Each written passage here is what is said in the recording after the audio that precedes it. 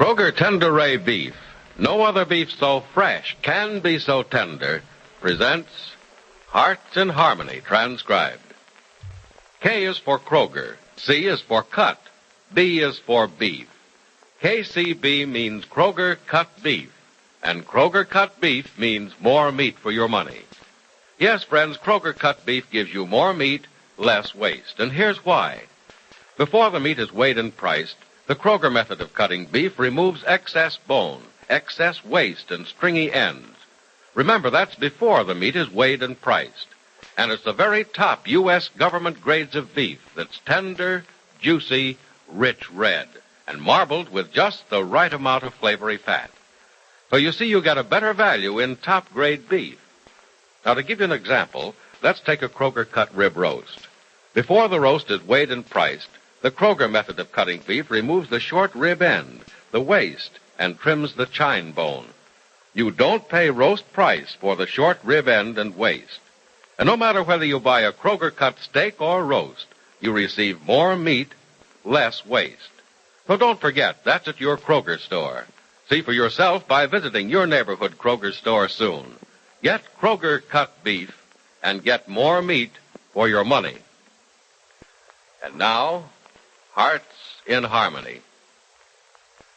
Yesterday, Penny Gibbs' friend Peg Martin received word of the death of her husband, from whom she's been separated for almost 5 years.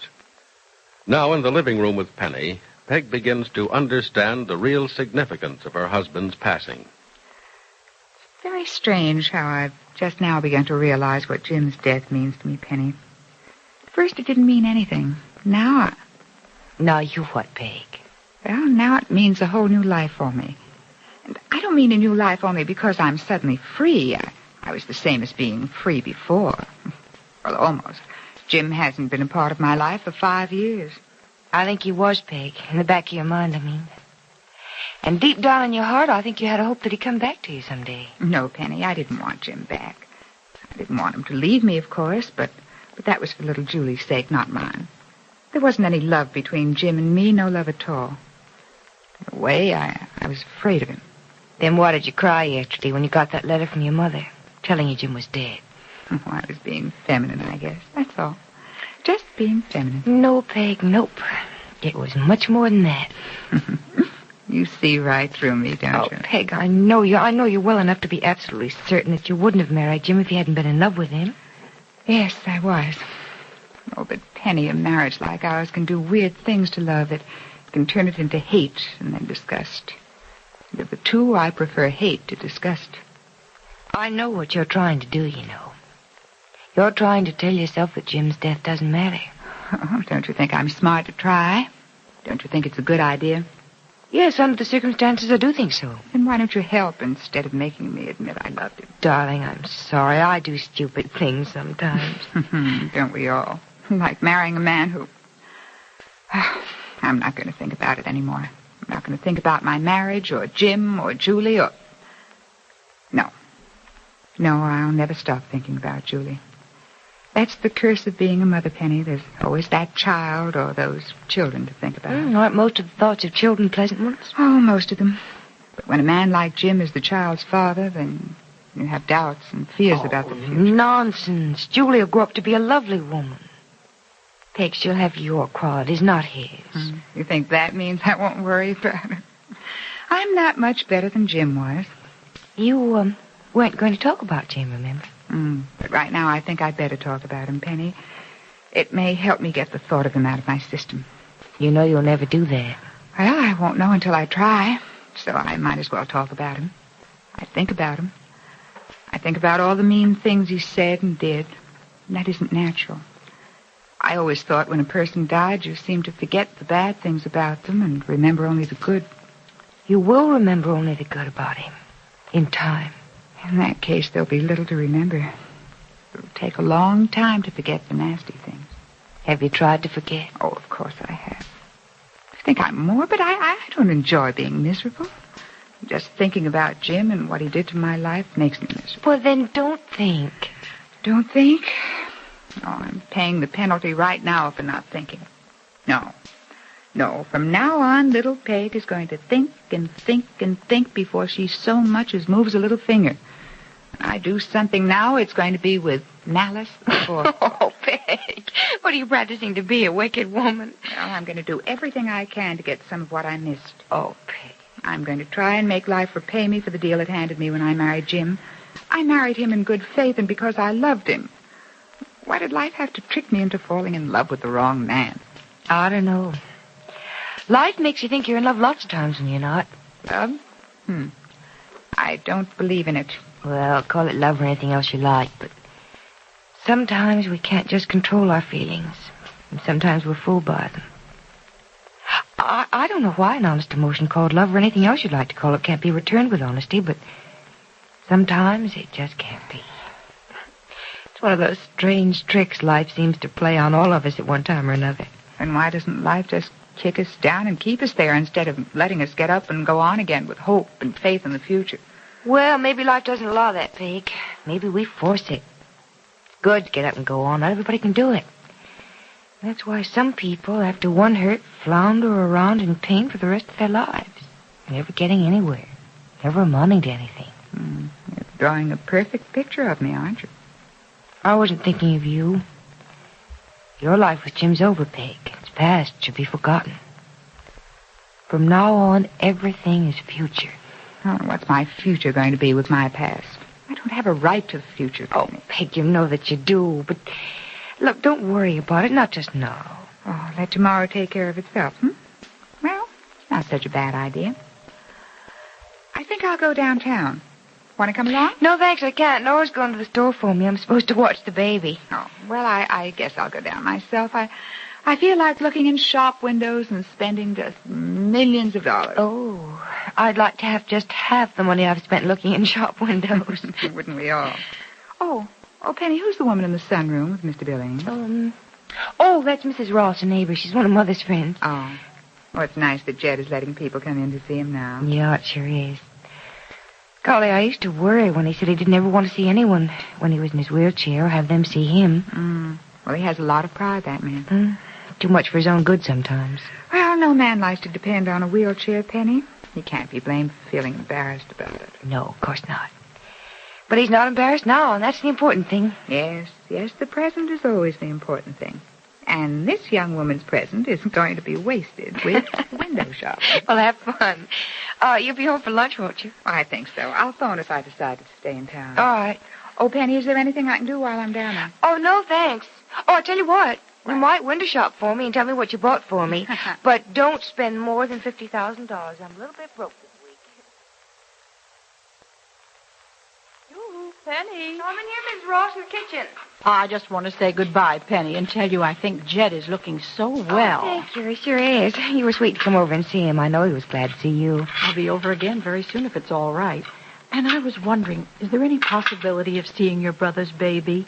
Well, you have seen her, haven't you? No, I haven't. Oh, well, come on and see her right now. She's in the back porch in her carriage. I think she's awake. Oh, I hope so. Well, if she isn't, I don't think it'll hurt to wake her for a visitor. She likes company. She seems to know she's being shown off when strangers are around. Oh, there she is. And she is awake. Oh, she's in the mood to perform for us. Yes, sir, you're in luck, Mrs. Ross. Oh, what a darling baby. Thank you. What an adorable child. Why, Penny, she's beautiful. Uh-huh. Simply beautiful. Yeah, she sure is. Yes, sir, Valerie. We think she's the most beautiful baby in the world. But I suppose everybody says that about babies, don't they, Valerie? Yes, they do. You know you're beautiful, don't you? What a lovely disposition she has, Penny. Why, she's as sweet as she is beautiful. Mm-hmm. Oh, no wonder you're so proud of her. How can you keep from showing her off? Oh, she's going to be a show-off herself as soon as she's old enough to walk. She loves people. Look, she's lifting her arms to you. She wants you to pick her up. Oh, go ahead, Mrs. Ross. Please do. I think you can be trusted not to drop her. Well, it's been a long time since my boys were this little. You want me to hold you, Valerie? Yeah, she sure does. Go on, take All it. right. Here you go. Oh, you sweet little thing, you. You know, she's too young to know what she's doing, but it looks to me as if she's hugging you. Yep, a child must have an instinct for a mother. And you're the first real mother she's seen since Suzanne went away. Isn't it a shame that girl Pat married couldn't love such an adorable child? Mm-hmm. I think it's simply criminal. Well, we try and make excuses for Suzanne, but it's kind of difficult to make them logical. So we concentrate on being a mother to Valerie ourselves. And I think she's happy with us. Yes, I think so. I know we're happy with her. We'll always keep her if luck alone let us. Downtown to spend all your money, Miss Martin? Why, Mr. Carlton. Hello. Hello. Just window shopping, or? Just window shopping, Mr. Carlton. Say, I thought we decided to call each other by more informal names, Peg. Oh, so we did, didn't we, Barry? That's better. You know, I've been watching you for at least 5 minutes. You have? Mm-hmm. I started to come over to you right away, and then I said no. No, that isn't Peg Martin. It can't be, because the girl I met at Penny's house the other day wasn't quite that beautiful. Oh, Barry. Well, I'm glad you spoke to me. I was spending far too much money. Window shopping can be expensive, can't it? Yes, but thank goodness there are no bills to pay at the end of the month. Must be awful to worry about bills. Oh, it's not so bad. Somehow or other, they always get paid. Yeah. What are you doing downtown at this time of day? Aren't you working, Barry? Oh, yes, but this is my lunch hour. Wish I hadn't just eaten. I'd invite you to join me. Say, could I take you to lunch anyway? I'll have a cup of coffee. Oh, no, thanks, Barry. I'm not hungry, and besides, I think I better be getting back to the house. This is my day to help out a little. Well, some other time then? Well, maybe. Now, look, you aren't going to be as evasive as Penny, are you?